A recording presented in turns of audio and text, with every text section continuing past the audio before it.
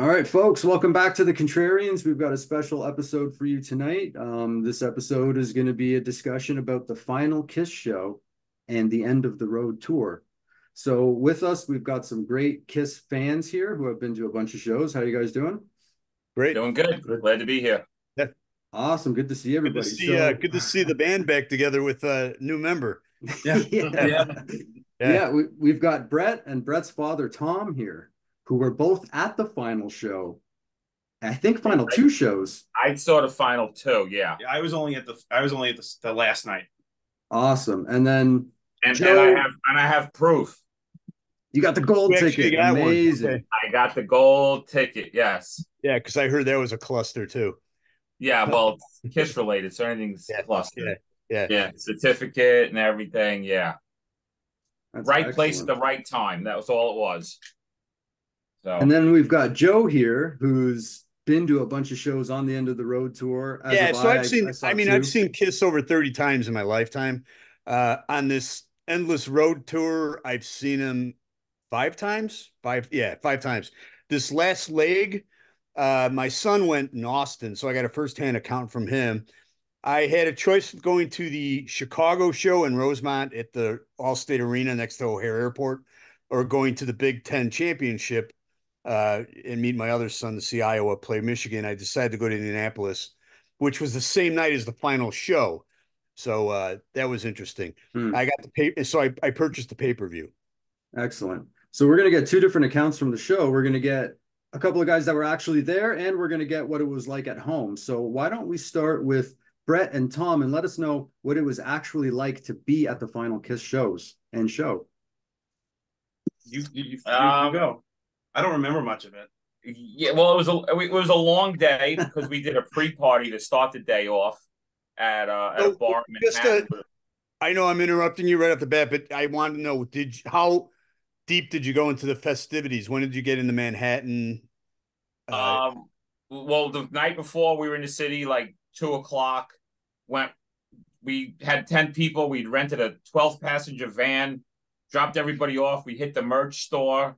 Then we went to eat, and we're all a bunch of Kiss fans at a local bar right across the street from the Garden. Saturday, we were in the city about 11. Yeah, we were in the city by like 11:30. And we had a pre-party. My buddy Joe has done pre-parties for the Kiss cruise, and we set this up literally like 6 months ago. Sold out. Everybody got T-shirts. We had laminates. We had about 200 people. Almost 200 people Yeah. showed up. Joey Casada from ZO2, who's a big Kiss fan, he was there. Just cruisers from all over the world basically came. We had people from France and Brazil. Somehow, it just dumb luck. It was literally right across the street from the pop-up store where we had our pre-party, which we booked this place before the summer. So we had people coming in and we're like, no, we got a private event. Sorry, sold out. So yeah, it was we were in the city early, long day, a lot of partaking of drink. And I tell you what, by the time we got to the show, I was kind of tired already. And I've seen this tour 9 times, plus the cruises that have happened during that, like you said, the never-ending end of the road. And my seats were a little cheaper. The first night we upgraded to the 13th row. They released tickets and we got 13th row for like $238. That a week ago, were $1,000. Yeah. And we just jumped on them, and I was able to sell my other tickets.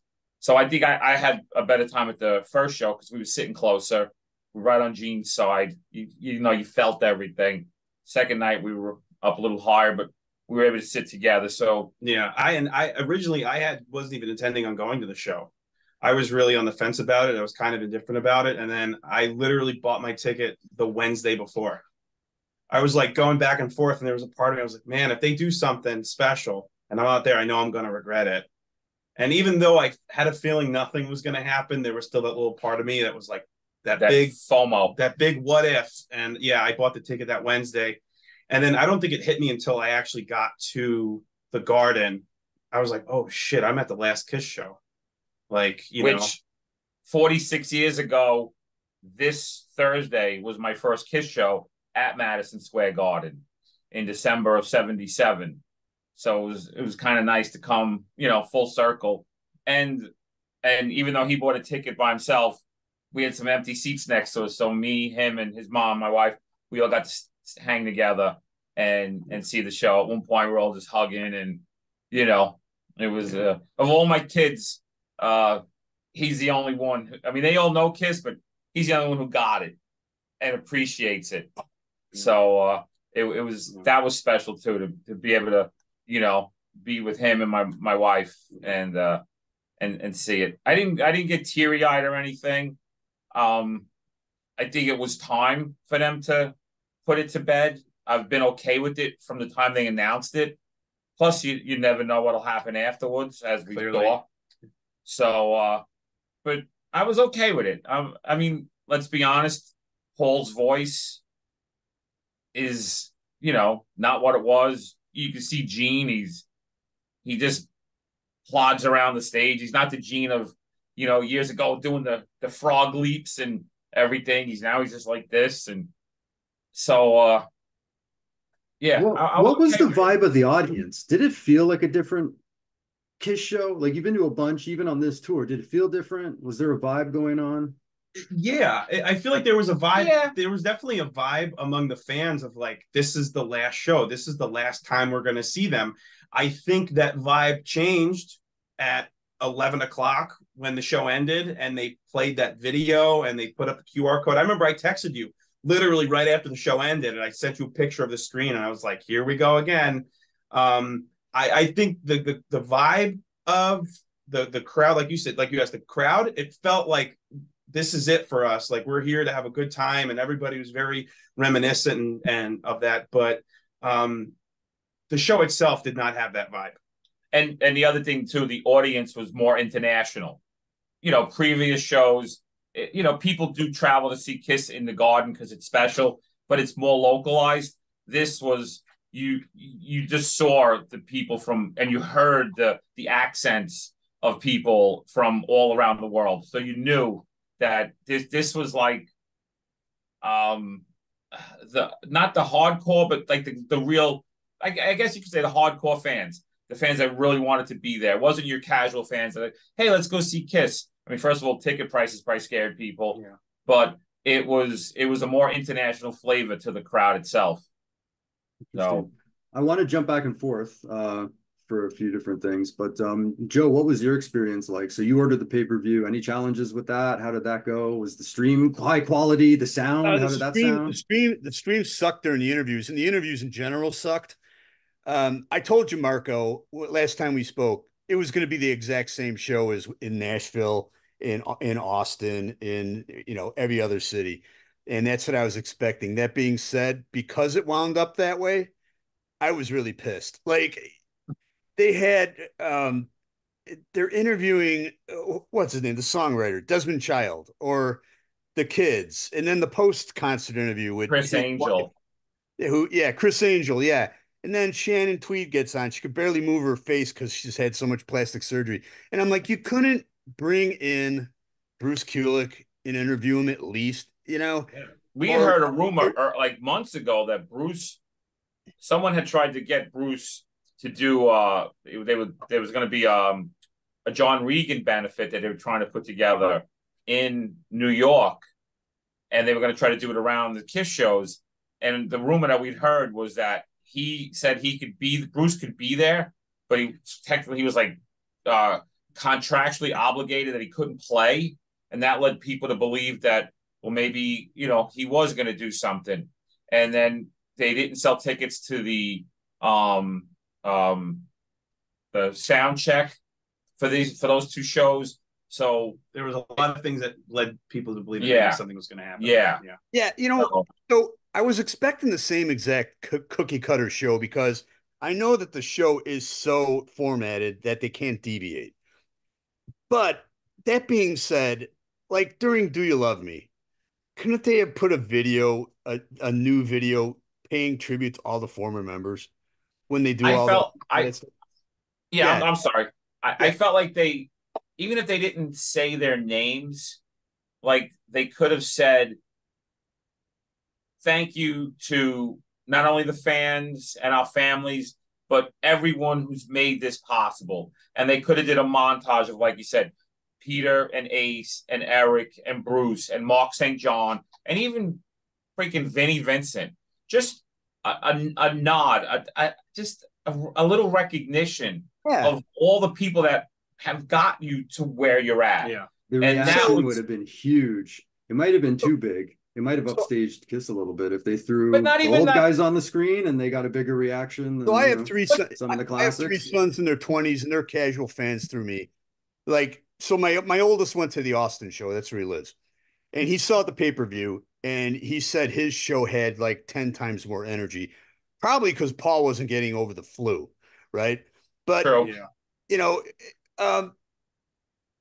I was really ticked off by the cookie cutter aspect of it, but the post-concert interviews, Gene Simmons talking about his kidney stone. I mean, this is your last show, right? And that's what he's talking about. And then they're interviewing George fucking Lopez. Like, come on. I know he's friends with Paul Stanley, but really, and then don't even get me started on the Avatar thing. We'll get into that later, I know. But so, it just felt like it was a build-up to another sale. Another sales pitch. I came out of it with a very bad taste in my mouth, and I said I was done with the band after 45 years. That being said, it is an addiction, and I know I suck. I bought the Lick It Up 40th anniversary like 2 days ago. So it's like I'm still looking for the posters on eBay that I didn't get. And the hockey puck from the Rangers night they did. So, so did you? I know one of the big Kiss podcasts went to that Rangers game. That too, like, I don't know. It feels like, I know. When's the first time you saw him? Me? Yeah. Oh, Kiss. I saw him in '77. Okay, yeah. First time I saw him was '79 in Dynasty, and then after that, Creatures. And Marco, one of the next episodes I'm on, we're going to talk about like embarrassing attendance. Yeah, I get ticked off too because you're an original fan and I am too, and you get like all these Johnny Come Latelys too entering into the fray, and it's like, where were you during the Creatures and Lick It Up tour? You know, amongst WW1 and WW2. Yeah, I guess I'm rambling now. One thing I want to ask you: Did you meet any? I know you mentioned that Joe guy. I think I know who you're talking about. Did you meet any other notable podcasters or Kiss fans that are out there? We did have. I know there was somebody who was at the party. Oh, Joe Odell, who does the Kiss picks, was at our party. He had a whole bunch of picks for sale and stuff, and we gave picks to everybody. Honestly, I thought one of the highlights of the show is they showed Lisa from Three Sides during Deuce, and she had a really short top up online. Yeah. I didn't see any of those guys. I mean, I know they were there. I didn't see them in the crowd. Yeah, I know. I had a friend who ran into Mark and Tommy the first night. They were there. Mark went to the hockey game. I listened to. He's a huge Red Wing fan to begin with. But we didn't really see or meet anyone. That was the thing. Like there weren't like I was curious as like what celebrities were there, and I saw that Steve Van Zandt was like in the front row from so I saw pictures of him backstage. He was there. John Five, who played with Rob Zombie. He saw Motley Crue. He's Motley Crue now. He was there, but no, we didn't really see anybody. For me, it was more like seeing. Because I've done like eight of the Kiss cruises over the years, so I we saw a lot of Kiss cruise family that from literally, like I said, from Sweden and Canada and all over the United States. So that was for me. That's what I was seeing, and then there's people that you just see, that I'm friends with through all the Kiss conventions and stuff over the years. Good friends with Andrew Scambati, who did the Kiss video. Yeah, him, and he was actually with Matt Starr, the drummer from that played with Ace and everything. He was talking to them, and like I said, Joey Casada was at our party. He was, ZO2. They opened for Kiss years ago. So what did you think? Sorry, Brett. The Ace So album. I just want to, just to summarize everything else. Immediately after the show was done, I was said, after 45 years, I'm out. Okay, Brett, Joe, hold on. Yes. What did you guys think of the show itself? The set list, the performances, the stage production? I thought it sucked. We'll go with Brett. We'll go with Brett and Tom, and then Right. we'll go over to you from the home perspective. The thing with the good thing about a Kiss show is you know what you're going to get, and you know you're going to be entertained. So it's like it was, the stage show was cool, and the production, everything went into it. My problem, I feel, is the same problem that Joe has, what my father has, and you, Marco, as well, probably. It's your last two shows. Change up the damn set list. Like that, I think that was at the end of it, not talking about all the other stuff that happens after, but like during the show, I'd say my biggest gripe was the set list. But everything else I enjoyed, because it's so much different when like you're watching something on TV or like you're watching it live. Like I've been to wrestling events where I'm like, wow, this is like one of the greatest live shows I've ever been to. And I watch it on TV and I'm like, wow, this sucks. Like that crowd is so dead. Like, and I feel like, this would be a similar thing. So, and like I said, I'm pretty sure you feel the same way. It's just the set list was the biggest issue. Set list always the same. Again, we were able to get better seats on Friday night, so we were close. Where you can feel the flames, and we were right in front of Gene, so that was great. I've seen this tour 9 times. It's pretty much been the same every show almost. I mean, they did Making Love. Okay, great. Get rid of Say Yeah.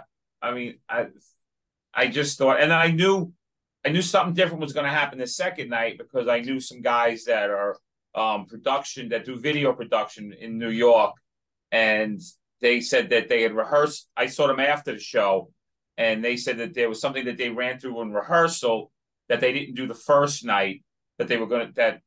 So right away, I'm thinking, video, something. But what was the screens that came down with the avatars and all of that. That dropped down and made it look like the avatars were floating over the crowd. He couldn't tell me what it was, but it made me think that maybe they're gonna do a video thing with Ace and Peter, or just at least again acknowledge the history of the band. So that didn't happen. Favorite song they did that night? I'll tell you what, it wasn't Lick It Up or I Was Made for Loving You. I think I went to the bathroom when Lick It Up came on the first night. It's like a drum solo almost. A favorite song, I mean, I love that they did Making Love. That's, it's something I haven't done in a while. 100,000 years. They just Rock City's always good. Love Gun, great crowd pleasers.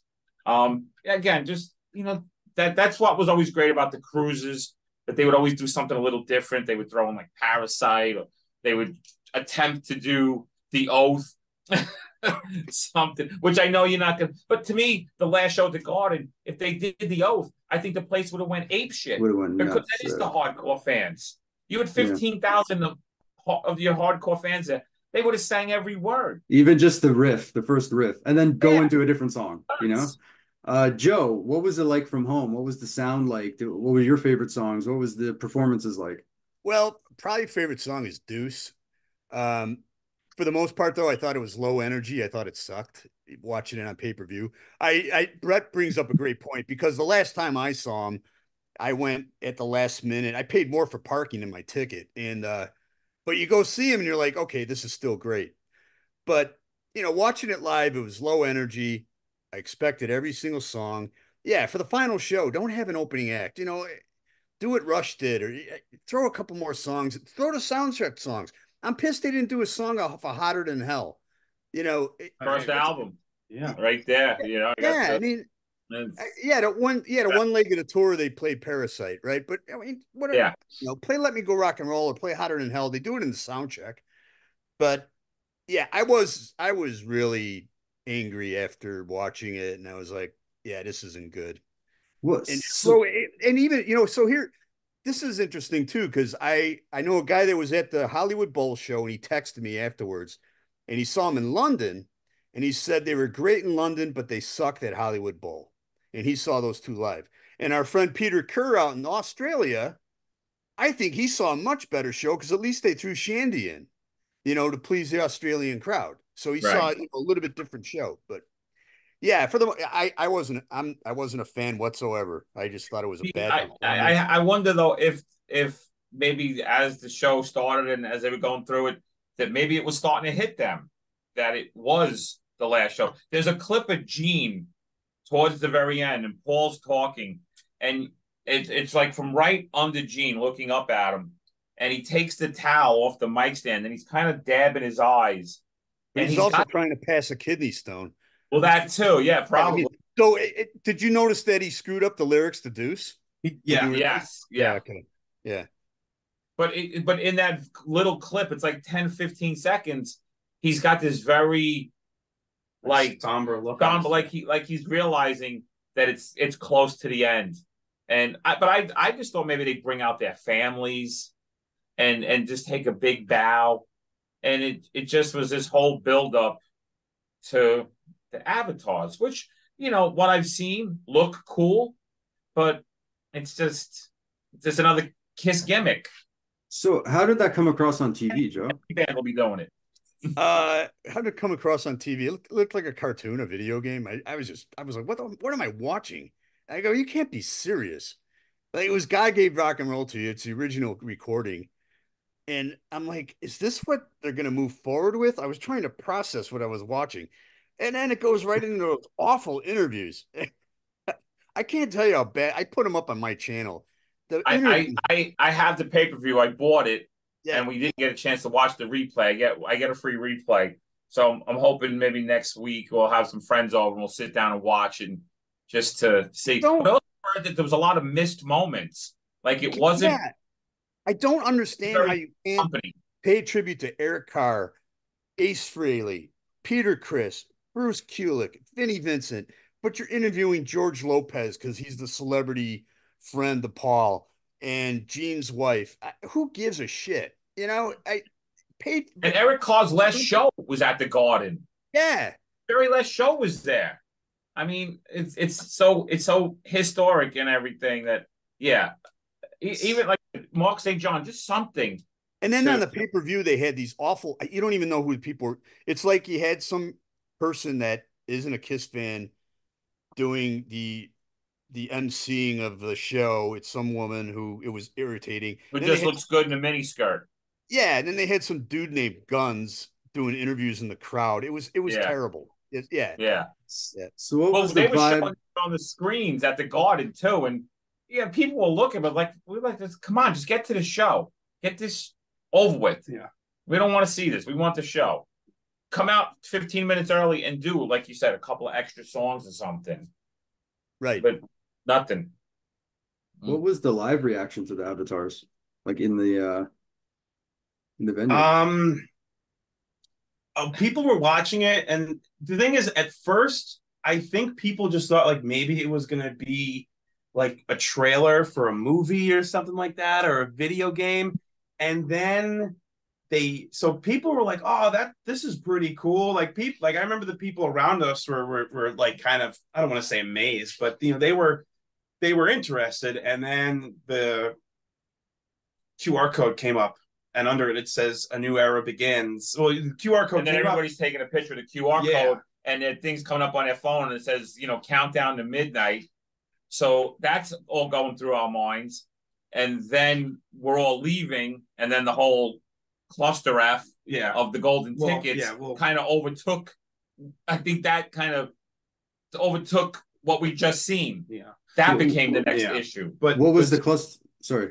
Go ahead, Brett. No, but just to go back to what you were saying, so we don't get too off topic, was that I think people were interested at first, and then we actually went to a bar after the show, and people were like kind of standing around looking on their phone, looking at the countdown. And when the countdown finally came to close, then you kind of started hearing rumblings of like, oh my God, they're going to do an AI avatar hologram tour, and you kind of started hearing the displeasement of people almost immediately. Or just the like, was this the right time to announce it?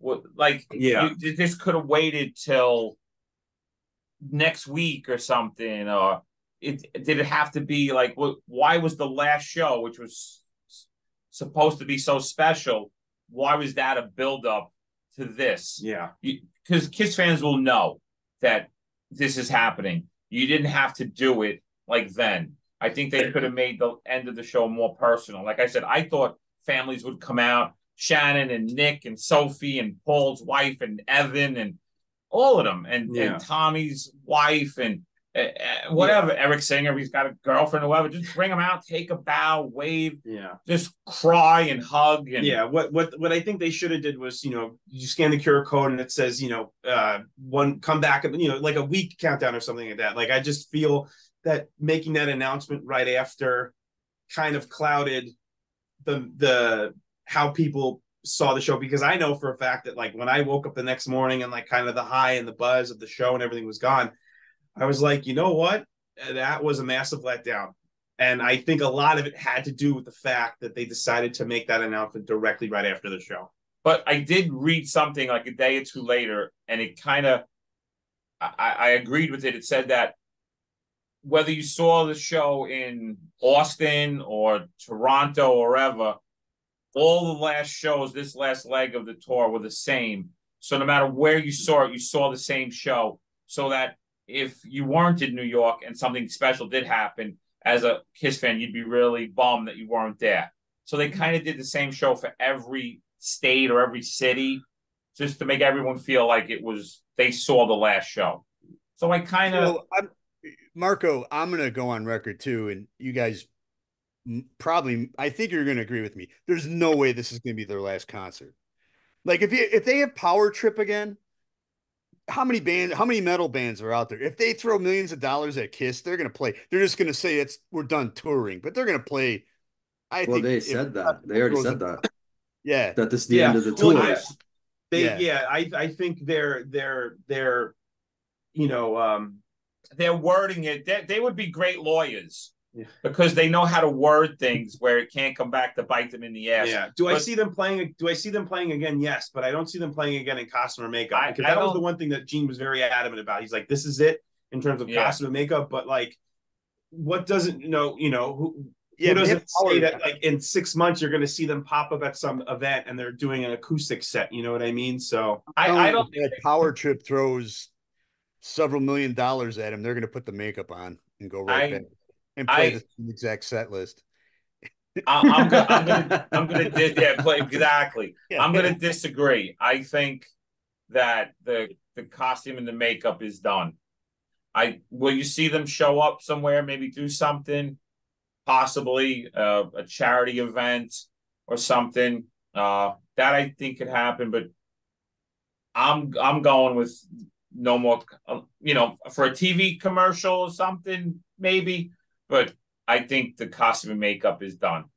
I never say never with Kiss, but that's what I want to believe. That's what I'm going with. So I'm going to respectfully disagree with you. Let's go around. Would you go see Avatar Kiss? Joe, start. No. No. Maybe if I hear. Did you see the ABBA thing? Huh? Did you see the ABBA Avatar? Of it. I mean, if I hear from like a guys like Brett and his dad, and they say it's cool, maybe I'll go. Diehards. Just to add to Marco's question, if you went, what would be your price level? Yeah, that's another. That's a great follow-up question. Yeah, I'm not gonna. I don't know. I'm not spending the money that I spent on the ticket last week for a bunch of AI avatars. That's for sure. To go to the planetarium and see Kiss fly. Yeah, right. Like I'm still crying over the amount of money I spent on that ticket. You know what? It sets a horrible precedent in so many levels for the band's legacy, just for music in general. I don't want to see it go this way. Whether performances or you start having AI actually write music and play the instruments. I want to see real human beings perform and write the music and play. I would have been happier with if they said they're going to have a sanctioned Kiss cover band that went around and played like small theaters where they had, maybe scaled down version of like the Love Gun tour. Like what the Fab Four does. Yeah, like what you have Brit Floyd and the Fab, yeah. Bands like that. I would rather see them do that. Get 4 musicians that sound great, play great, slap on the makeup. But again, my limit would be like $50 a ticket. So you would go to see it? You would support it? Yeah, if it was like a Kiss sanctioned cover band, yeah, I would. What about the Avatars? Oh, the Avatars? You support the Avatars? I gotta see more of it. And again, see the price. Yeah. For me, it's like Marco, you brought up ABBA. Was it at one theater or did it tour in Europe? I thought I heard they put it in one specific theater that was built for the show. Is that true or not? It looked like from what I saw, it looked like they would have to build a show around it. Like it would take a lot of production. Is that what they did? It's the same people. The same people that did the ABBA show are doing the Kiss show. Yeah. So my question is, is Kiss going to be able to play multiple venues, or are they going to have a specific venue to play? No, the thing that Paul said in an interview was, he's like, this, it was either Paul or Gene, but they're like this will be an opportunity for Kiss to play 3 shows in 3 different continents in one night. Wow. So you can have the Kiss Avatar show going on in Canada, and then you can have one going on in Texas, and you can have one going on in Japan. Like that's I think, will that happen? I don't know, but that was kind of the scope of what Gene said. But Gene always. I think the Avatar thing would be really cool at a place like the Sphere in Vegas. Yeah, but it's going to be way out of our price range. Oh yeah, I think this is going to be. The cheapest ticket for U2 is $500, and that was a lie. And that thing, I saw the videos of the U2, and I was getting so dizzy just watching it on my screen. I'm like, I wouldn't enjoy this. There's like shit going all over you, not even paying attention to the band. So feels like an experience you need to be there for. But Brett, would you support the Avatars? Would you go to a show? I'm tread lightly, son. Yeah. I'm curious about it. I think for me, I'm more interested in the logistics of it, of like how it's going to work, like what it's going to sound like. Are they going to be playing off the studio recordings? Are they going to be playing off like an AI based recording of like modern sounding Paul and Gene and stuff like that? But for me, I would have to see more to make a decision on if I would go see it. In terms of spending money, I would say, and I think even this is a lot. I would not pay no more than like $100. That would be like I don't even know if I'd go down. Yeah, that's what I'm saying. Like $50. Like this isn't something I feel like is justifiable. Like I know it's going to be like, it'll probably be like a really big, expensive production, and that will justify the prices of the tickets. But it's not something that I would spend an arm and a leg on. That's for sure. So what about you? Who's going to go to this? Like, yeah. What about you? I'm Mark? just thinking, as Kiss fans, they always pull us in somehow. Are we going to wind up going? So you started off and you were like, I'm throwing my Kiss badge in the garbage. But I did. But then I told you a couple days later, I bought the 40th anniversary. Look it up. So you're already kind of going the other way. But literally like 3 days later, I bought the 40th anniversary of Lick It Up after I said I'm done. So they pull you in. I mean, it's an addiction. But Marco, would you go? I saw Kiss twice on the End of the Road tour, and I've probably seen them about like 6 times since Psycho Circus when I was like 10 years old. And I've got I'm a huge Kiss fan. And just quickly about my experiences, I saw them. The thing that kind of bums me out the most about the End of the Road tour was not that they didn't do anything special, but they did kind of make it seem like they were going to do something special when they first started selling the tickets. They did say, there's going to be surprises. You never know who's going to show up where. That's you can go back and look at the proof. Like they were doing that right up until the tour started. I would have gone to see them anyway. So I'll say that. In terms of the final show, I did watch it. It was pretty par for the course. I like what Tom said, that they gave everybody the same show at the end of the day. So that when you put it that way, it's kind of like, okay. Like, I guess I was at the last Kiss show in my city and they didn't, I didn't miss anything, I guess, at the last show. But I was looking for little things like they didn't even, when they start the show off and go, you wanted the best, you got the best. They could have at least said like, for the last time, you wanted the best, Yeah. They didn't even Yeah. do that. Like, How not about even use the the tape small from little Kiss things, Alive? right? Yeah, Why they couldn't should have they just used pipe or they should have pipe used in J.R. Fran? Smalling's voice, a Yeah. recording, a Yeah. live one. And Yeah, they didn't even mention those guys either. It's like, yeah. In yeah. terms of the Avatar thing, like when I first heard about it and I kind of like looked into it, I was really bummed out about it, especially because it's like an Avatar version of the current Kiss. Like if you watch ABBA, it's young ABBA, you know what I mean? I did go and check out the ABBA stuff and it looks super cool.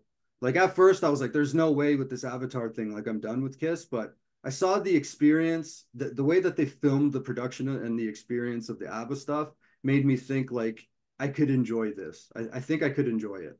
So I would probably go. I mean, like you know what? They might sell it for premium tickets because there's going to be a huge stage production behind it. So, Yeah. and chances are I might go to check it out.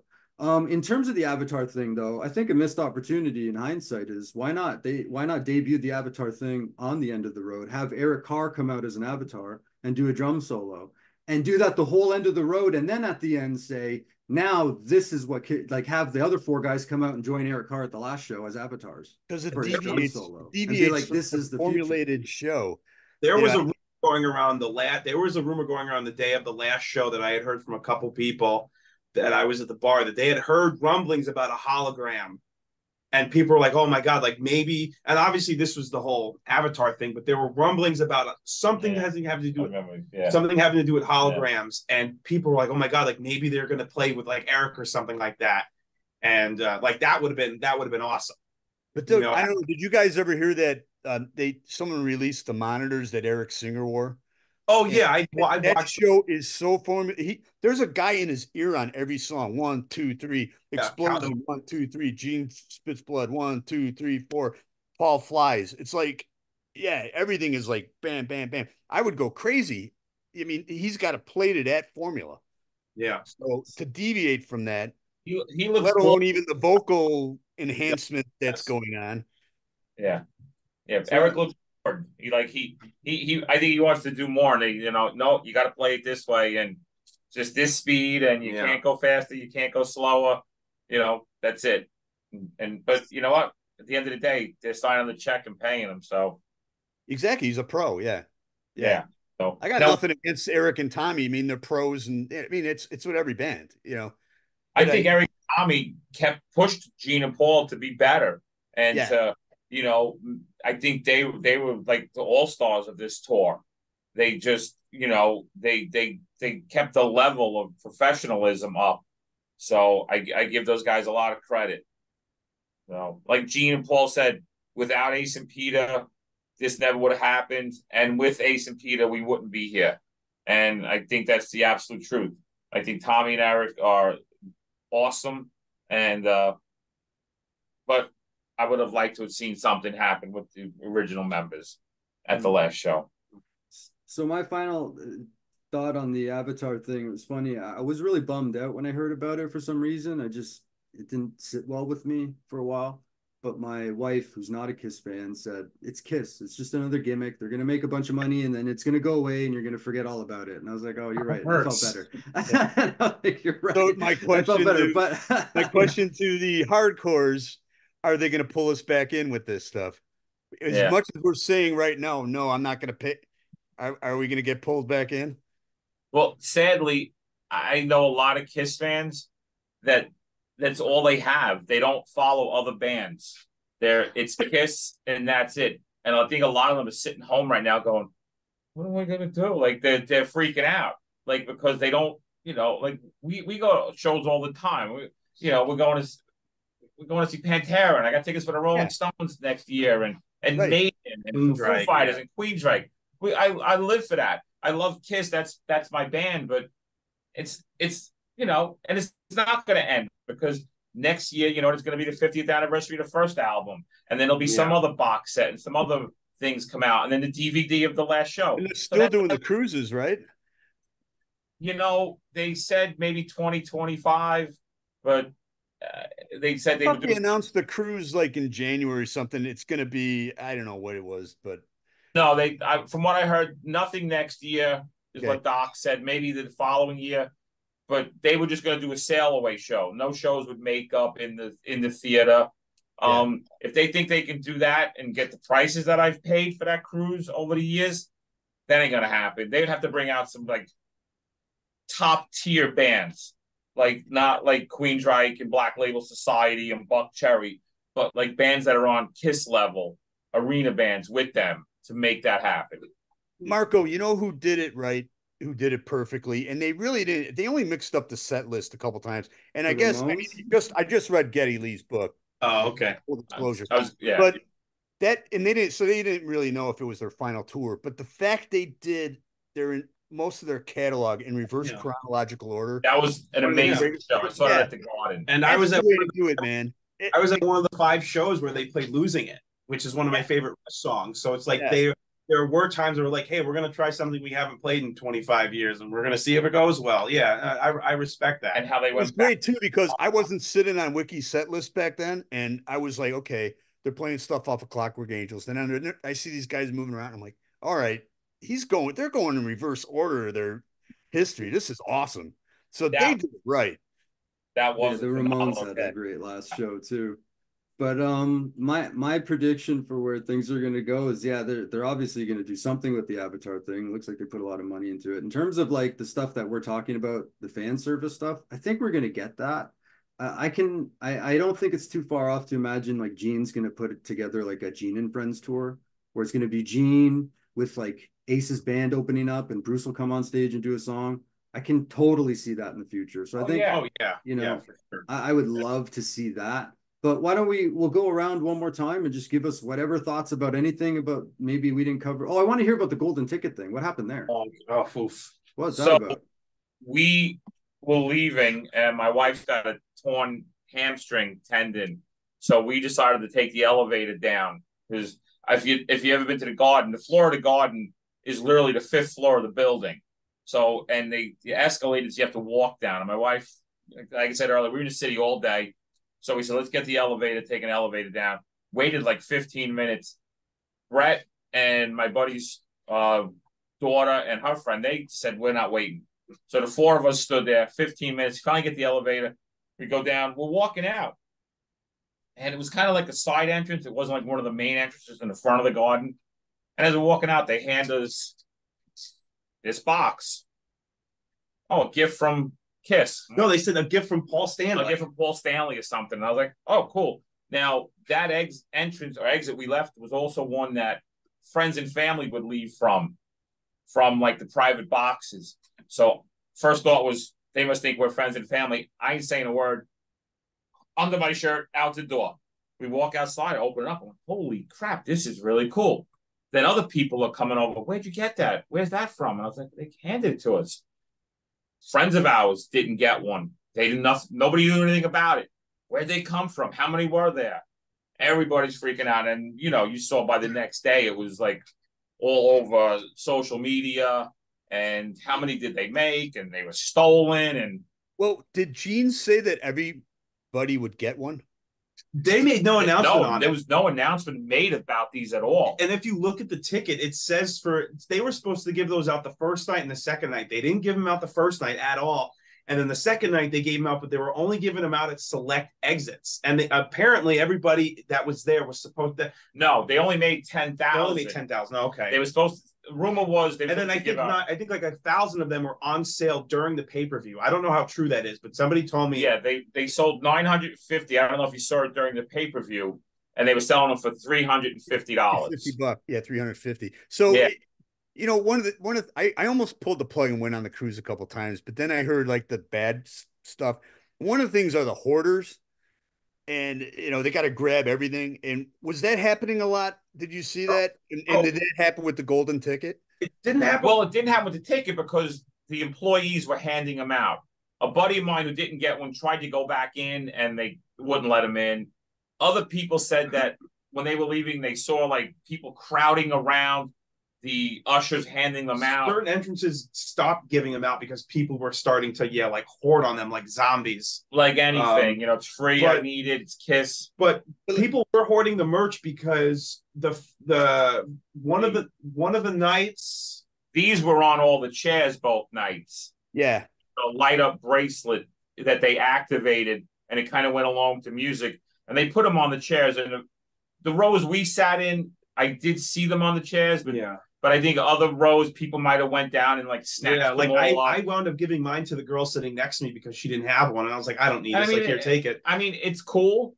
It's got the dates on it, everything. It doesn't work anymore. Yeah. I said it's actually connected to my credit card, and now they have all my information, which might be true. I don't know. But just to answer with Joe's question, there was a point the second night where they actually put a sign up at the merch stand saying one per person with certain items, because I heard at the hockey game, so they had different merch. I got one of the posters. Yeah, someone said like the main merch stand at MSG for the Rangers game was like sold out like an hour and a half before puck drop. Yeah, but they had it in other areas. Yeah, Well, that's the thing. Yeah, the poster I was able to get when we went up to our seats. The merch stands up closer. The main merch stand in the main lobby, like the shirts. The second night, I was only able to get like a XX shirt with this December 2nd. The first night I was able to get, a regular size. Yeah, so they definitely had enough merch, but they had the hoarders, the guys coming in buying 5, 6 shirts, and then turn around selling the posters for $200. Yeah, and the T-shirts from the Ranger game, face value, they were $78, which is ridiculous. It's a one-sided T-shirt, and I've seen them going for $150 to $200. I've seen the pucks going for $150, and they couldn't have been more than $50. So, I mean, we didn't even get into the pop-up store, and it was right across from our party. Every time I looked across the street, the line was down the block to get in. We're all these people on the Creatures of the Night and Lick It Up tours, right? Yeah. Exactly, yeah. Listen, I would have been there, but that tour never even made it to New York, so I never got to see it. I had to drive to Dubuque, Iowa. Yeah, I saw them in 80. I saw Eric Carr's first show at the Palladium. Oh, wow. At the Palladium? Yeah, I was lucky enough to see that. Yeah. And then the next time I saw Kiss was 4 years later, the Lick It Up tour at Radio City. So Lick It Up tour, they had to cancel Chicago. No, they played Chicago. Animalized, they had to cancel Chicago, so I had to drive up to Milwaukee. Okay, yeah. Like I said, Creatures never made it to the New York East Coast area. But I know plenty of people who did see it. They said the same thing. 10,000 seat arenas with 1,500 people on the floor. So, where were those fans? Exactly. So let's go around one more time. Joe, if you have any final thoughts, but here's a question also I want everybody to answer. Your favorite Kiss show, and then rate it out of 10 that you've ever seen, and then rate this one compared to it. Ooh. So it'll be interesting. Okay, so I'm rating I'm comparing a live show to a pay-per-view, so that's kind of not fair. But the best show, probably the best concert I ever went to was the. But you went to the End of the Road tour. I went to the End of the Road. Yeah, it was so compare that to the first 2 shows on the tour. Actually, the first 3, and I saw them right before COVID too in Peoria, Illinois. That was great as well. But one of my probably the best concert I ever went to, period. And I've been to hundreds of thousands of concerts, all different types of hard rock and metal bands, was the Creatures of the Night. I went to University of Iowa. We drove about 2.5 hours to Dubuque, Iowa. I don't even know if they had 2,000 fans there, but they put on an amazing show. The Plasmatics, one of my favorite bands, opened up. Wendy Williams, talking about Full Metal at that time. And they put on a performance though, like they were at Tiger Stadium, right? It was awesome. You can feel the flames. But Eric Carr literally threw a drumstick and it went over our heads and landed on the floor. And I had to run and grab it. That's how little the attendance. Still have it? But that was a 10 out of 10 and probably is my favorite show of all time out of all the concerts I've been to. What would you rate this show? The one that you saw. The one live, honestly, live when I saw them. I saw them in Kansas City and Milwaukee on the first leg of the tour, and I would have given it I gave it a 9 out of 10, when I saw them live. This pay-per-view, I don't know if I'd give it a 1 or 2. But but live, when the tour first kicked off, definitely a 9. And you, Brett, favorite Kiss show you went to live, and what would you rate that in this out of 10? Favorite Kiss show live? And any final thoughts in general? Yeah. Man, I want to say my very first Kiss show, but I think it might have to be when we saw them at the Garden on the Alive 35.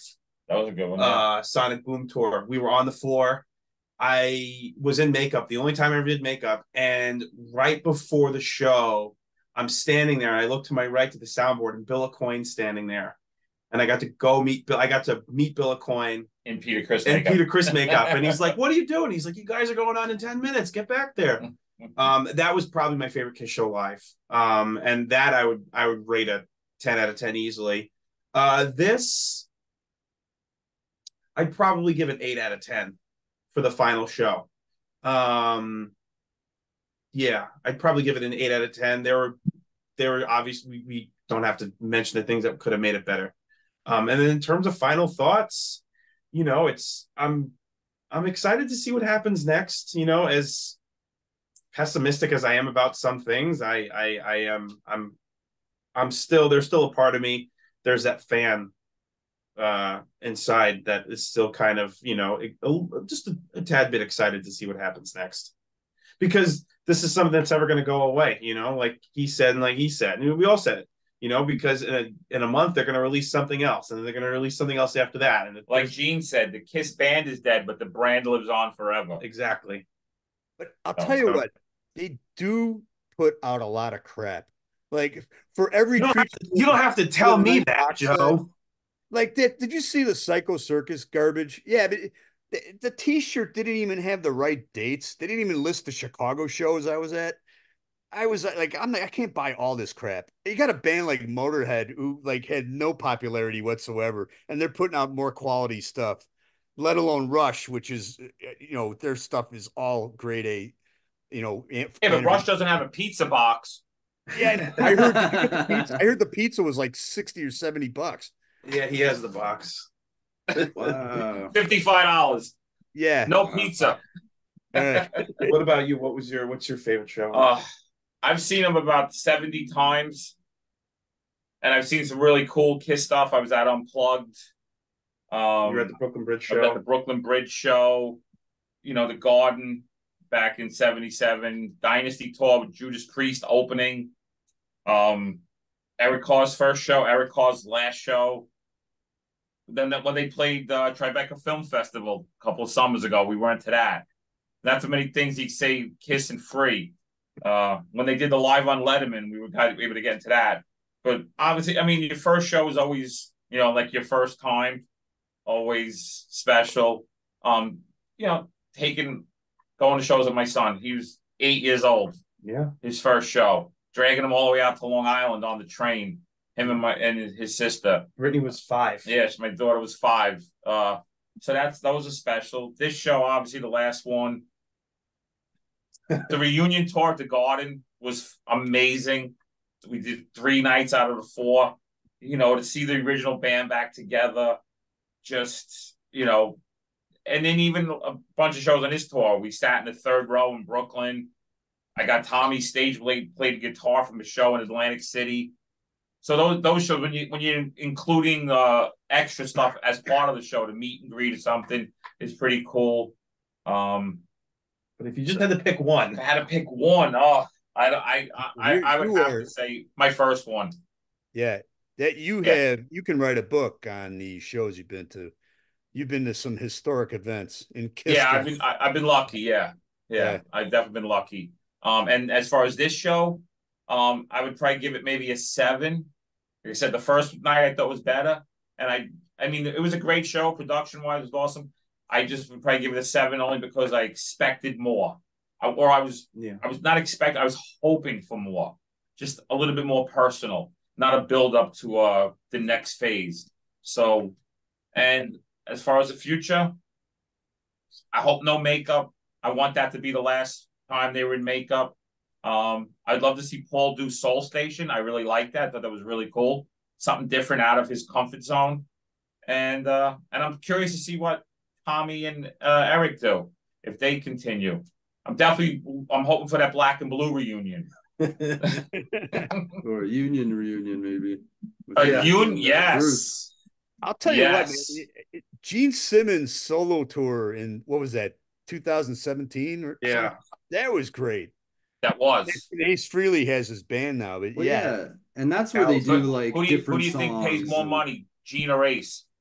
Yeah. I think if Gene gives them more money, so they'll go with Gene. Exactly. So if he does that again, I'd be happy with. Oh, I would. You know what was great about that? He wasn't the demon. He was just Gene having fun, just up there bringing people up to sing, kids to play guitar. It was just such a fun attitude, low key. He wasn't, the monster. He was just himself. And when they played "It's My Life," and I yelled out Wendell Williams at the end of the song, and he's like, "Rest in peace." He pointed at me. It was cool. Yeah, that was cool. I would definitely go see that again too. Yeah, and who knows? Maybe we can get an unplugged reunion. Get the original band back together. And what about you, Marco? So my favorite show was my first one, 98, in Toronto, the Kiss Psycho Circus tour, which was the OG4, and it was my favorite concert, or my first concert ever, and I have a video of it, like a bootleg of the whole show, which is awesome, of my first show. Still have your glasses? No. But I did have I had the 3D VHS tape of the music video, which was not 3D at all. You got it. I put it on my TV. Yeah. It didn't work out. That was my favorite. That's like a 10 out of 10. This one, when I went to go see it, it was probably, like the stage production was solid. You know what I mean? Like it was what it was. And I'd probably give it like an 8 out of 10. I wasn't like disappointed. You know what I mean? Like, so what would have made it a 10 out of 10 was if they actually did some of the surprises, I think, that they maybe had mentioned when they were pushing it. But I'm excited. Like, I'd love to see like a Gene thing if, he had Bruce with him and they did some obscure 80s songs. Like, that would be cool. I'd love to see that. The highlight of all. I'm sorry. Bring up Bruce. Bruce is awesome in Grand Funk. I love Grand Funk Railroad. Yeah. I love it. And the stuff every year, Bruce and his band were always a highlight on the cruise because they would do the songs that Kiss never plays, and they would crush them. Todd Kearns and Zach Throne. Zach Throne does Gene as good as Gene, and the songs they did, that band should tour. Sadly, they would only be able to play in clubs because it'd be the really hardcore fans. But if Gene could do something with those guys, that would be awesome. Yeah. Really cool.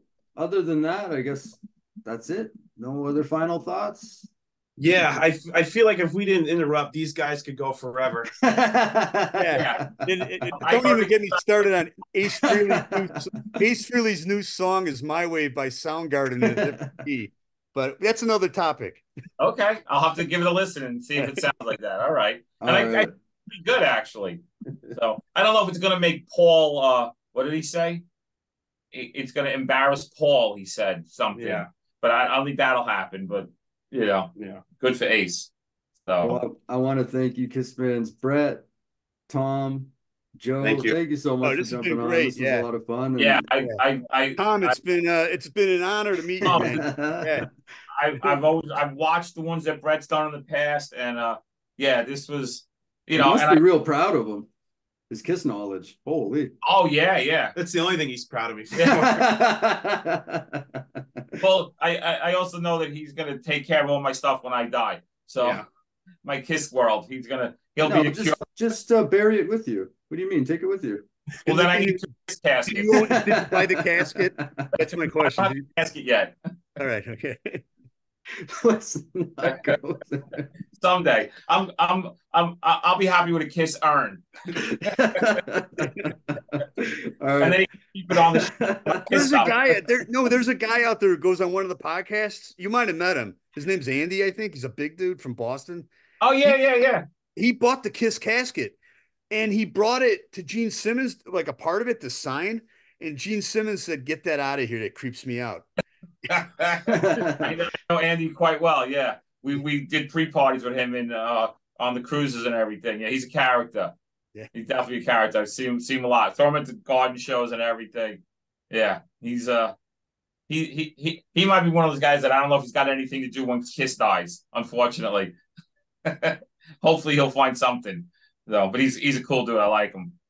So, but yeah, no casket yet. So, all right, someday. fellas, we need to do this again. Maybe the next topic will be Kissology 4. When's it coming out? Will it ever come out? What will be on it? And we'll do that next time. In the meantime, comment below. Were you at the final show? Did you see it? What did you think? What do you think about the avatars? This was a lot of fun. And yeah, other than that. Yeah, thank you so much for inviting me. I appreciate it. This has been great. Great to do this. Awesome. All right, fellas. All right. Have a good night.